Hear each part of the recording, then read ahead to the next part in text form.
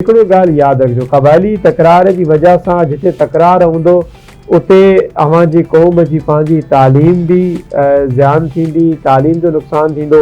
अव्हांजे कारोबार जो नुक़सानु थींदो, अव्हीं जंहिं इलाइक़े में ॻोठ में शहर में रहो था उन जा तरक़ियाती कम बि मुतासिर थींदा। यानी सिर्फ़ु हिकु लड़ाई झगड़े जी वजह सां इहे तमामु नुक़सान तव्हांखे बर्दाश्त करणा था पवनि। वरी ख़ासि मसइलो तालीम जो आहे।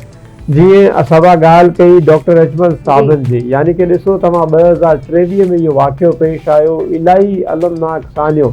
उहो डॉक्टर अजमल साबिन जे PhD जी डिग्री हासिल कई फ्रांस मां आर्टिफिशियल इंटेलिजेंस जे अंदरि, ऐं जॾहिं उन्हनि जी शहादत थी त उन्हनि खां पोइ उन्हनि जो हिकिड़ो क्लिप बि वायरल थियो जंहिंमें हू पंहिंजी तकरीर में चई रहिया हुया त मां फ्रांस जे अंदरि अंग्रेज़नि खे फ्रेंच ॿोली में पढ़ाईंदो आहियां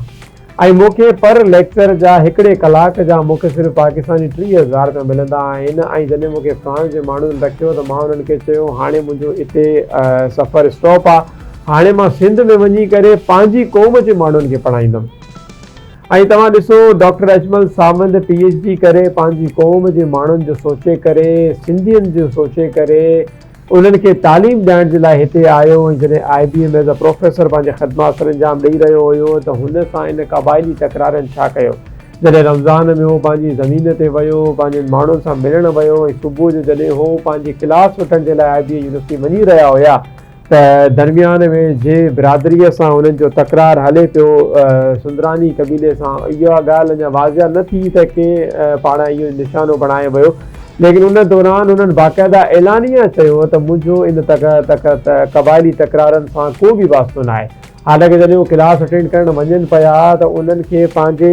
साबिन कबीले जे माण्हुनि चयो त सर क़बाइली झगड़ा हलनि था पिया, असां तव्हांखे माण्हू ॾियूं था जेके हथियार सां गॾु तव्हांखे सेफ एग्ज़िट ॾींदा ऐं पहुचाईंदा, लेकिन उन्हनि चयो त मुंहिंजो हिननि सां वास्तो ई न आहे, न मां हुननि खे सुञाणिया न उहो मूंखे सुञाणनि, त अहिड़ो कोई वाक़ियो न थींदो। लेकिन उन खां पोइ असां ॾिठोसीं त अलमनाक सानियो पेश आयो ऐं यकीनन जेकॾहिं डॉक्टर अजमल साबिन साहिबु ज़िंदा हुजे हा, तव्हां अंदाज़ो लॻायो केतिरा स्टूडेंट उन्हनि खां तालीम हासिल करे